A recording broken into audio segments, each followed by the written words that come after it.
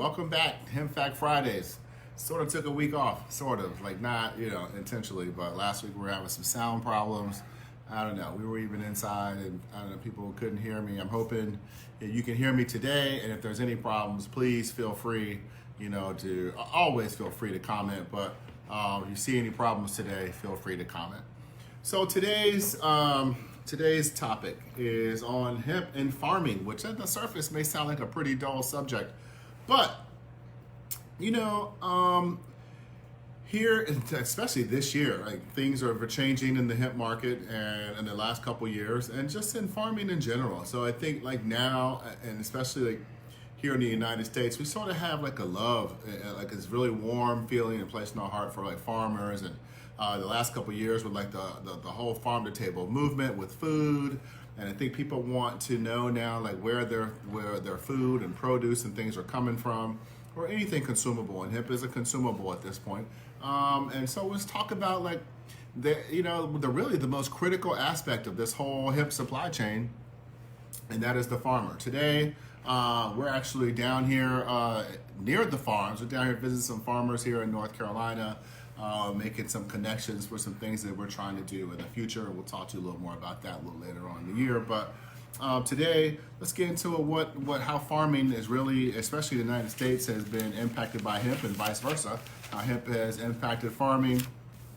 We're going to talk about a little bit of history and what has happened along the way. Some of the roadblocks and some of the successes, honestly, that hemp has had, and some of the roadblocks that we've had, and what's kind of coming back around. So we're in the midst of sort of a hemp revival, and I know that for all you that are in the hemp business, it may not always feel like that, especially in 2020, but definitely from where we were 10, 15 years ago, this is definitely a hemp revival. So let's get started. We'll talk about a little history and some facts. Hemp was a staple crop in the early years of the United States. In fact, like the early centuries of the United States. So we're during dating back to like the pre-Revolutionary War era, all the way to like the industrial era, the World War II. So the New World farmers grew hemp in large production, in large amounts, originally for the British Crown. And why, you may ask? So as you know, America was a colony at that point. We were run by the Brits. And British were known to be pretty good sailors, and that's kind of what our connection to hemp was originally. Hemp was not just used for like things on ship, but like filling the needs of everyday necessities like sacks, canvases, clothes, paper, cordage, but mainly on ship. Sails were made of hemp, and also cordage, and of course cheap, rough clothing. It's say cheap, but inexpensive clothing. It could go a long way. Hemp seeds were said to be brought here by the Puritans as demand grew for fiber and rope, and particularly aboard those ships. It made hemp production a little more valuable, and as they went around. And hemp was the preferred fiber because it was so sturdy. It was resistant to rot and decay a lot, especially like the ropes. You're going to be on ship. There's a lot of water there. So you need something that's going to be both sturdy and resistant, but also great for the ease of cultivation. So most ships that hit the seas had hemp seeds so that they can go anywhere in the world, throw some hemp seeds down, and they knew that even if they had enough, did not have enough or bring enough cordage or sails, they could always, of course they planned on staying there for a prolonged period of time in order to grow this, but they could always make some when they got there. So if you think about that, it's pretty ingenious, really, It maybe explains why hemp is all over the world, So by the mid 17th century, hemp was a staple crop in the United States, from New England down to the mid-Atlantic. And one of the fun facts is that one of the first drafts of the Declaration of Independence were drafted on hemp paper. And another fun fact, talking about ships and such, that more than 120,000 pounds, 120,000 pounds, that's a lot. 120,000 pounds of hemp fiber was used to rig old Ironsides, that is the USS Constitution, America's oldest Navy ship. That's a pretty cool little fact, I think. So either way, to back up a little bit, by the mid 17th century, hemp was a staple crop. And farmers were told that it was their patriotic duty to they fill the fill the fields with hemp seeds and plant as much hemp as they possibly could. Many were allowed to pay taxes with hemp. I think we had mentioned that a little previously in one of our first episodes, but there's definitely more of a tie-in with this episode. And kind of like, it would be pretty cool if we can just walk up to the state capitol today and just pay our taxes with hemp. I mean, sure, everybody be growing hemp in their backyard, but unfortunately, we're probably not the need that we once had, but who knows? Like, it's just coming back. So like I said, it's like funny how all these things that we thought that had got gone by the wayside, like we've seen in the last couple of years, like slow cooking and canning and pickling and stuff like that, like it comes back, it all comes back. So this is a really good example of one of those things that comes back. Kale, people ate kale before, it's coming back. You know what I mean? Who knows? Like we may be eating organ meat again. You know what I mean? Apparently until about 1940s, everybody ate organ meat. Everybody. It's crazy, huh? I mean, the thought of it is like, yeah, really? Like, no, man. Like, I need to be on hard times. So, again, this is one of those things that just comes back, and it's kind of good. We're seeing good that hemp is seeing sort of a resurgence. So, Thomas Jefferson, a known botanist, and really like a father of farming itself, really, here in the United States, and in his day, for sure. And he did a lot of expanding on a lot of varieties of fruits and vegetables, trees. I think we learned a little bit in school, but also he expanded on the varieties of hemp. And that may explain why Virginia and North Carolina and Kentucky, some of these regions are, and maybe even West Virginia, is so good at producing some of these hemp varieties, and maybe why you find some of more here in some of this region. And obviously, this is some of the earlier states, and where a lot of things kind of brought here on the East Coast, so you may find some more wild varieties here. I'm not certain about that. I'm slightly guessing, but either way, and also George Washington. He and George Washington encouraged all citizens to grow hemp. So you can say you never know. You never know where our country goes and how things turn. We may be coming back to something like that. But as you see right now, we are in the midst of that somewhat revival. We'll get to that in a second. By the 1800s, the hubs of hemp production in the United States were Kentucky, Virginia, North Carolina, Missouri, and Illinois, with Kentucky being the largest producer through probably the late 1800s. Around that same time period, the Industrial Revolution was like in full boom, so new pieces of equipment were being invented and produced and making people's lives easier. Kind of like what's happening sort of now. I guess in that time, the Industrial Revolution created a less need for people in some ways, in some fields, So we're kind of seeing that in a different way with the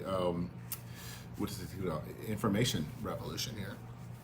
But ships were converting from sail to steamships, so a lot of hemp was needed. Production kind of became to wane. People didn't need as much. I mean, like you said, we were getting these technological advances. Anyone who was probably in the business of sailing probably preferred to go to steamship because you could probably get places faster, and it was probably more efficient than having. You have all these hands and doing all this, and so it makes sense. You'd be like, going back to a Model T, like why would you do that? Right. So by World War II, Kentucky was probably one of the only hemp producers, a primary hemp producer, a producer of hemp seed and hemp flour, hemp biomass. Things were starting to change. The Industrial Revolution, like I said, was requiring much less hemp than previous years. The the forces were at work that would sort of stymie hemp production for about 100 years. Like some of the things were changing and like starting to change in legislation. We'll get to that in a second. And in the early part of the 1900s, most of the hemp growing process was done by hand. So again, technological advances happened, and around the 1920s, what we call decortication machines were being developed. Different companies were trying to compete. They would come up with who we got the best machines, and This process, decortication, removes the tough woody exterior called the hurd from the hemp, and it kind of separates it from that.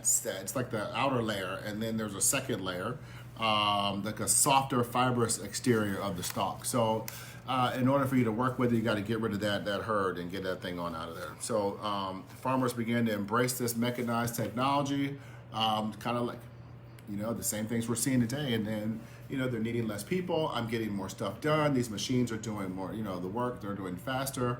I don't have to feed them, or anything like that. I just got to maintain them. And so, like I said, things were changing in the hemp world. And it's kind of one of the first steps of things kind of going in the wrong direction. And then the first legal blow to the hemp industry was the Marijuana Tax Act of 1937. This law was initially meant to sort of target marijuana, but because even now, they're sort of indistinguishable from one another.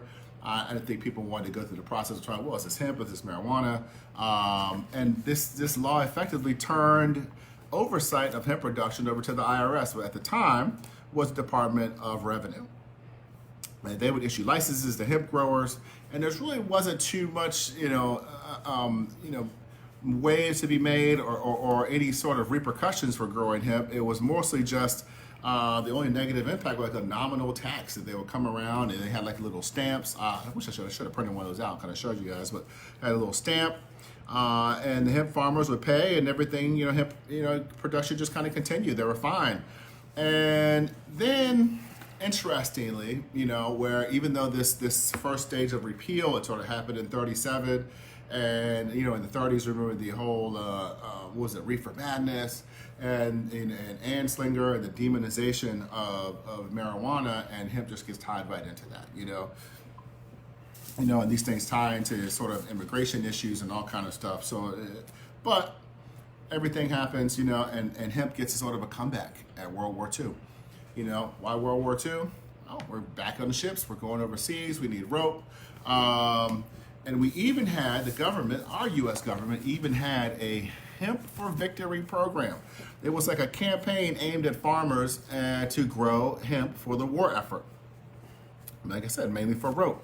Now, immediately after that, they were like, they tried to, eliminate any records of this, any sort of, mention of this campaign. But like they had these movies, like this Hemp for Victory movies. And if you don't believe me, you can go look on YouTube and you can find them. It's kind of pretty interesting, little 15-minute educational videos. Sort of like if your kids of like the 70s and 80s, remember your teacher coming out with the projector, like, and this thing kind of rolls. It kind of reminds you of the same thing. But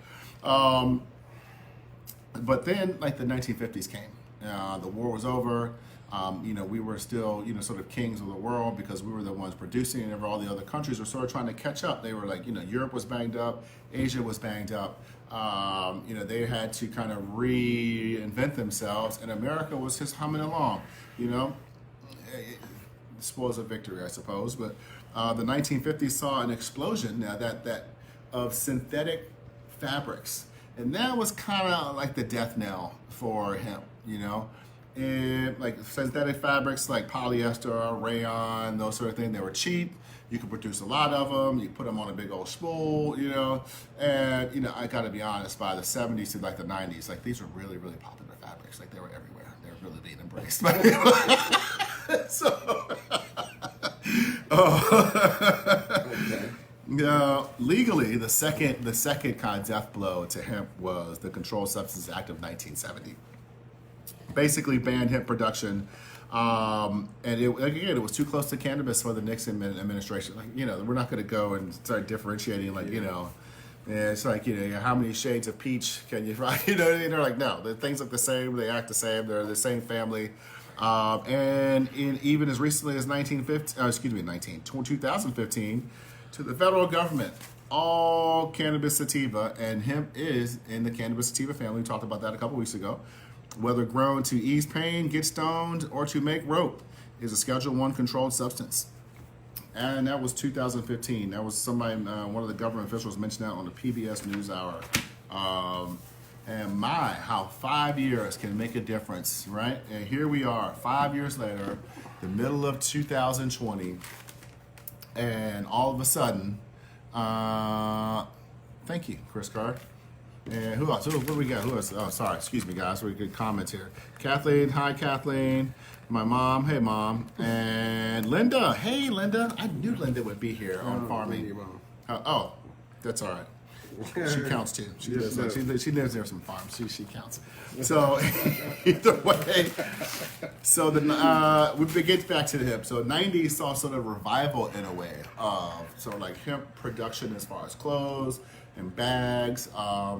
You know that was that festival set. You know, here in like the hemp bags, the handbags, and the hemp clothing and the hemp hats and things.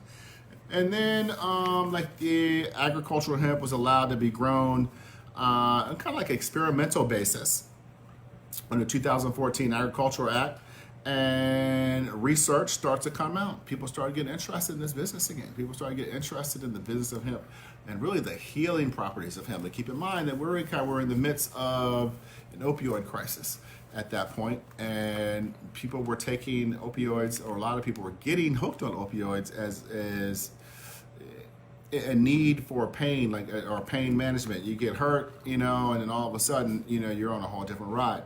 And people started seeing the need for different things. Understood that some of the properties for hemp were pain for the relieving of pain and inflammation. So that kind of, I think a lot of people looking for other options.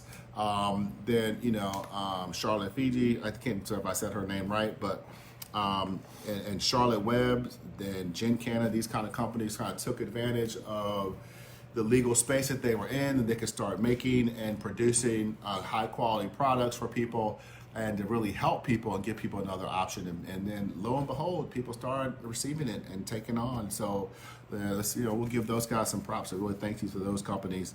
And things started to take shape under protection of that 2014 Farm Bill. And then 2000, we'll get to 2018 in a second, but then 2016, I think there was about, you talk about like acres farmed, I think it was 10,000 acres total farmed in the U.S.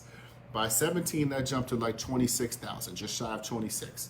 By 18, that had jumped to 78.2 acres, almost 80,000 acres. So you see like what was happening here, the resurgence was happening, that people were understanding what was going on and wanted to get back in this game. Prices were up. 2018 was a very good year. Prices were soaring. People were like, hey, let's jump into this business. But as pioneers in business go, sometimes unfortunately the first wave of people may see things not going as they had planned, and some of that is happening, and we can start talking about some of the challenges farmers are having. But before we do that, by 2019 there was like 500,000 acres. That's crazy. It's like 500,000 acres. You know what I mean? So that was 4 times, that of what was grown in 2018, 2019. So what does that bring us? That brings us here. 2019, we had a ton of hemp grown. That means there's probably a ton of hemp processed. There was a ton of isolate processed. Things are sort of sitting around. There's a ton of isolate out there on the market. The markets are dropping. It's 2020. Most states kind of have some sort of hemp legislation, except for New Hampshire, Mississippi, Idaho, and South Dakota. So you guys got to get your stuff together because it's happening. So get on board, you 4 states. And DC doesn't really have any either. So, we don't really have, there's not a lot of land in DC to be growing hemp, but DC does need some hemp laws. So part of that is not in their hands, but part of that is. So farming today, challenges. Aside from hemp farmers have challenges. Again, we have this place in our heart for farmers in the United States. So you look at our packaging, there's like farms all over the place. They look at the milk, or you look at the butter, or you look at the cheese. It's like a picture of a little farm there. And you see these hardworking guys, their hands are all dirty, and they're like holding something, and there's a cow or something in the background, and it makes you feel like all your stuff is coming from this great place, And for the most part, that's true. And it looks like they're living these full, healthy lives, and they're getting the first crack at all the good vegetables and all the good meats and stuff, But I don't think any of us would want to trade with farmers. They talk about like essential personnel. Is that the word we use now? Mm-hmm. Essential, man. Essential. this whole thing doesn't work without them. And I think for now, let's not get into too many like what's wrong with farming, but we can tell you what's happening with farmers right now. Not just hemp farmers, but legal issues. I mean, just the things that's happen every year. Weather, you never know what's going to happen. So your crop will get wiped out. High debt because you need farm equipment, and farm equipment keeps going up, and all of a sudden you need new equipment, and you got to have, well, how do I expand? Because land costs more and more, and then I got to buy more land, I got to buy more equipment, I got to till and then treat the land and all these things, and then you may not get your return back. That return back may come back for some years. It may not come back for who knows, but you need these seasons, and these seasons are tight, so the supply and the global demand of food, and we're talking about all this conversation lately about people not having enough, and government regulation, we're in trade deals, so all these things are going on that are impacting farmers, and not so now what's impacting, how does that impact the hemp farmer? 2020, we saw people put their life savings into the ground, and what I mean by that is they're not just dumping it, they are planning it, and things did not go their way for a lot of people. Hemp prices had dropped from about at their peak here, it was like $40 a pound, $50 a pound for hemp, for what, biomass, and like for smokable flower, I believe it was more in the line of $300 to $600, dollars a pound, and then things just kind of bottomed out. Not all regions are, let's talk about legislation, are really hip to the whole smokable thing, as the whole smokable hemp. They're not open to it, I should say. They're not hip to it. They're understanding what's happening. Let's talk. Another layer of legal issues. You can't distinguish in the field sometimes what is actually marijuana and what is hemp. So the law comes by and unapologetically chops your plants down, and at $1 a seed, and how many, you may need, God knows how many seeds per acre, that could add up pretty quickly. So here we are. We're seeing these farmers kind of go through this thing, and these already in a challenging industry, and a lot of them have gotten to hemp farming because they're trying to replace something else that wasn't working, or like that wasn't working as well, and you start saying, well, we can get so much more money per acre doing this, and it seems like it's just another kick to another industry at this point. But the hope is high, and I'm hoping that a lot of farmers, these guys, stay in. Another challenge to farming is that their kids don't want to do it. So we're looking at a generation of people here who have nothing to pass on. They do have something to pass on, but what they're passing on isn't necessarily being received. Their children see how hard farming is and may not want to do this. So this last-ditch effort here may be wiping out a lot of this talent. So not to get too far off course here, but and like you said, in emerging industries, there's always a learning curve, and I think we're seeing some of that right now. And everyone, the hemp, CBD, and image industries from God knows where, whatever part of the industry you're in, you're feeling it, and farmers are definitely feeling it first, and probably longer, more often. So now, and not to mention all the other things that 2019 brought in, like a whole array of challenges, credit card processing issues, especially for smoked flowers and smokable hemp, infrastructure and industry statewide, like infrastructure, vaping crisis, which, oh no, when the vaping crisis may as well be a smoking crisis. So overproduction that we talked about, and the price drops, lack of exit strategy for people. So like farmers didn't understand that everything can't be sold in the way that vegetables are sold. You can't just grow hemp and then just expect you to sell it. Sometimes you maybe test hot. You grow the stuff. Hey, I'm putting it in the ground, and testing hot is like basically your plants are coming in too high in THC. Well, now you got marijuana, and if your state's not allowing that, then what are you going to do? So some people are trying to sell hot hemp as marijuana, so to try to get their money back. So, the religious, the whole thing, like, so we may be dealing with some here in the South, this is not godly that you're growing, hemp, this is, killing kids or something, not the truth, but, if people believe it, it may as well be the truth. So, So other stuff drying and rotting. So now, like, you may have some different issues. So if you got people who grew stuff last year and they can't sell it, then what? So now things are going bad, and traditionally hemp does not rot, but it may dry out and it definitely not going to maintain cannabinoid terpene profile, just by sitting there. So what are we going to do?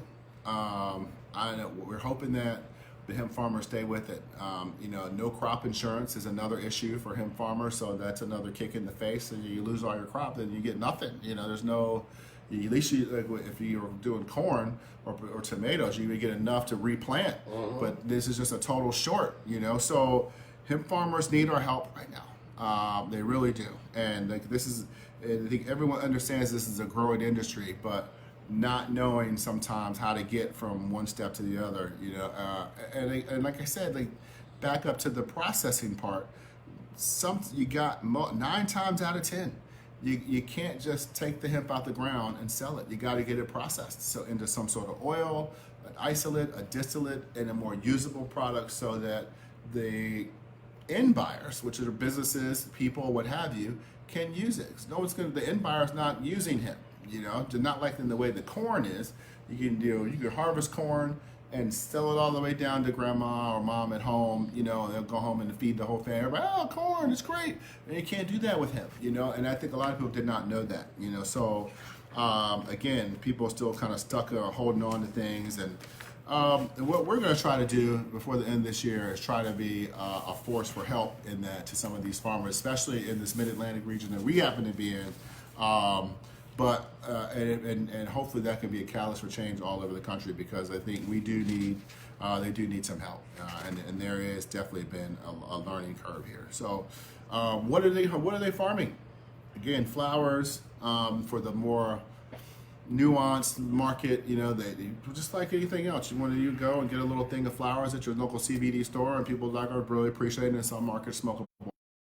Sometimes that gets processed into oil of some sort, whether that be like a CO2 or hydrocarbon processed or ethanol processed. But the biomass, that remaining organic material after all of like the flower stems and seeds, so that gets processed. Seeds or hemp hearts, or what they call sprouted seeds. So all these are like the products that are being produced, farmed, if you will.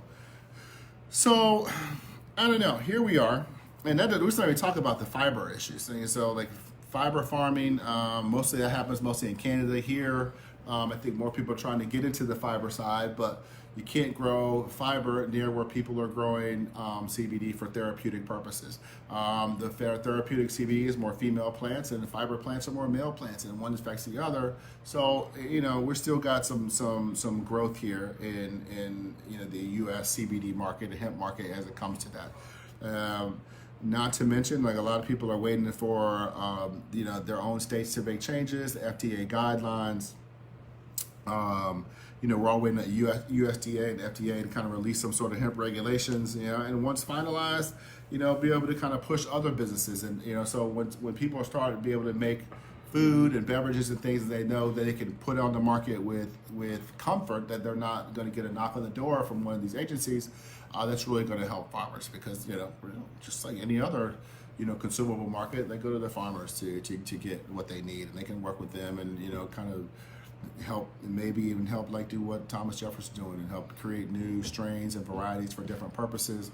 And that's kind of what, like, the future is happening right now. They're going to more like strain specific, getting more nuanced hemp, more nuanced flowers, looking for more trichomes and better ways of producing and growing soil. They're going to try to push higher yields of CBD per plant by using less pesticides, and we do definitely need more regulation about. There has been some that's come out, but especially on the state level, like what pesticides can or cannot be used. It's not just about throwing stuff in the ground and hoping that the hemp is going to take care of everything else, And even though hemp is a bioaccumulator, which means it sort of pulls impurities out of whatever's in that ground, but that doesn't, if you're putting nasty chemicals in there, it's going to be pulled right into your plant in some way or fashion. If you are purchasing you're working with farmers and you're trying to figure out what am I buying from them? What is all those 4 different products: flowers, seeds, hemp hearts, biomass. You want certain assurances depending on what you're looking for your particular business. And you need to get some testing done. And you're looking for testing on like heavy metals, CBD and THC percentages, chemical profile, terpene profile, is there pesticides, microbial testing. So remember that these are very important, and this is what your customers want to know. You want to sell this stuff to other people, whatever you're making, producing, what have you. They want to know that none of this stuff is in there. So just go out and just start scooping up hemp and just start processing it or whatever, and and not holding the farmer accountable for what he is doing, then you're doing yourself a grave disservice. Many are predicting that some farmers are not going to come back, and I'm here trying to plead with you guys. Make sure, if you possibly can, if you can stay in it, stay in it. I understand there's challenges that may be bigger than than just saying that, but of course, but we do definitely need the talent pool in there, and some are looking at it as maybe a savior, and it may not be a savior. It may just be something else, like a contributor, just like part of your portfolio of things that you may have. I don't know, in some regions, depending on where you are, you may have corn over here and soybeans here and hemp over here. So it may not be a total conversion. Maybe just part of your plot is converted. So to assist you in kind of maintaining or getting a little bit balanced, so maybe if this isn't working out this year, then this works out, and you don't totally lose. I don't know. Like I said, I'm not a farmer. This is us talking to different farmers and trying to get a little perspective on what can help. So today we want to thank a couple people. I want to thank Hemp Gen LLC out of Eastern North Carolina. You can find it on hempgenllc.com. The Matthews family of Williamson, North Carolina, they gave us some really, really good sound advice. Thank you guys. But check those guys out. They're doing some really, really good, innovative things. The Albemarle Sound Cooperative is a collection of farmers and not just hemp farmers. They're an Eastern North Carolina group. They're from lawyers on down. You've seen the sheriffs at their meetings. They're really, really trying to put a good collective of people together and focus on producing high quality hemp and making this region one of the greatest that the world has ever seen. Thank you for Farmers Worldwide for all that you do. Please, thank you so much. All this talk about food shortages and food supply chains shutting down, I think everybody's realizing, if they didn't before, just how important your role is to the entire world and our ecosystem and the way that we eat. Thank you so much. Let's talk about what not next week. Before we talk about next week, let's give some credit to some of our sources today. So agriculture.com, Natural Products Insider, Wikipedia, good old reliable Wikipedia, always. And you say that, it's like in jest, but everybody uses Wikipedia. It's like invaluable, So like Wikipedia and Google, right? One thing most people use. Forbes, Reuters.com, FarmCollector.com, Quartz.com. Those are some of the websites that we got our information from this week. Next week is almost a part 2 on this, in a sense, and we're going to talk more about, we've mentioned by bioaccumulators today and hemp in the soil, but we're going to talk about hemp and soil.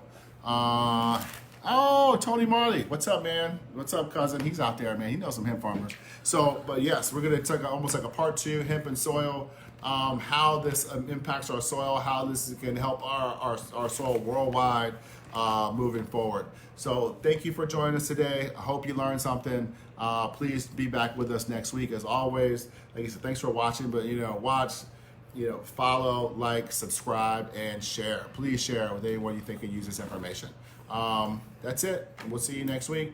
Have a great weekend. And all the fathers out there, happy Father's Day. All right, thanks for what you do.